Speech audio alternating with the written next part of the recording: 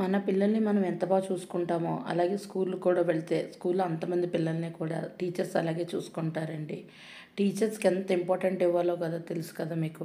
ఎందుకో చెప్పనా, మన తర్వాత చాలా జాగ్రత్తగా చూసుకుని ముందు భవిష్యత్తుకి ఒక డాక్టర్ అవని, ఒక ఇంజనీర్ అవని, ఒక సైంటిస్ట్ అవని ఎవరినైనా అందించాలంటే మెయిన్ కావాల్సింది ఏంటో తెలుసా? గురువు.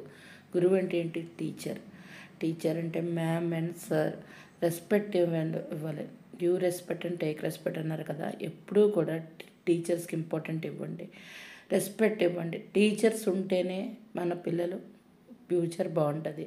వాళ్ళు కొట్టారు తిట్టారు అని చెప్పి వాళ్ళ మీద ఏదో కేసు పెట్టి వెళ్ళి స్కూల్కి వెళ్ళి దెబ్బలాడడం కాదు. ఎందుకంటే వాళ్ళు మన పిల్లల్ని మనం కొట్టుకోమో తప్పు చేస్తే అలాగే వాళ్ళకు కూడా బాధ ఉంటుంది కదా. మా స్టూడెంట్స్ ఇలా తప్పు చేశారు, సరిదిద్దాలి, వాళ్ళని మంచి మంచి దారిలో పెట్టాలి, మంచి భవిష్యత్తు ఇవ్వాలి అని వాళ్ళు ట్రై చేసి 1, 2 వేస్తారు, తిడతారు.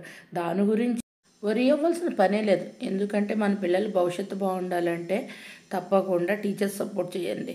వెనకాల పిల్లలకు కాదు, పిల్లలకు కూడా చెప్పే విధానం ఉంటుంది. నిదానంగా నింపాదిగా చెప్పండి, వింటారు. హట్ చేసి ఇది చేసి చెప్పొద్దు. ఎందుకంటే మంచి టీచర్సే ఉంటారు. అలాగని తేడాగా ఉన్న టీచర్స్ ఏమన్నా ఉంటే మీరు రిపోర్ట్ చేయండి, బట్ గొడవ చేసుకోవద్దు.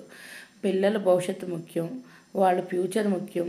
మనకన్నా ఎక్కువ రెస్పాన్స్ తీసుకుని, ఎందుకంటే మనం ఆఫ్టర్ ఆల్ ఒక 2 పిల్లలు, ఒక్క పిల్ల ఉన్న ఇంటికాడ మనం మెయింటైన్ చేయలేకపోతున్నామే, మనకు కోపం వస్తుంది, చిరాకు వస్తుంది. మరి అంతమంది పిల్లలు మెయింటైన్ చేసి ఇంతమంది ముందుకు భవిష్యత్తు ఇస్తున్నారంటే వాళ్ళు ఎంత గ్రేటు, అంత పేషెన్స్ ఉండాలి వాళ్ళకి. వాళ్ళకి టీచర్స్కి రెస్పెక్ట్ ఇచ్చి దండం పెట్టి కాళ్ళకి నమస్తే చేయండి తప్పకుండా.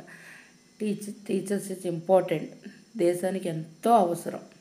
వాళ్ళు ఉంటేనే భవిష్యత్తు. ఓకేనా ఫ్రెండ్స్? ఈ వీడియో అందరికీ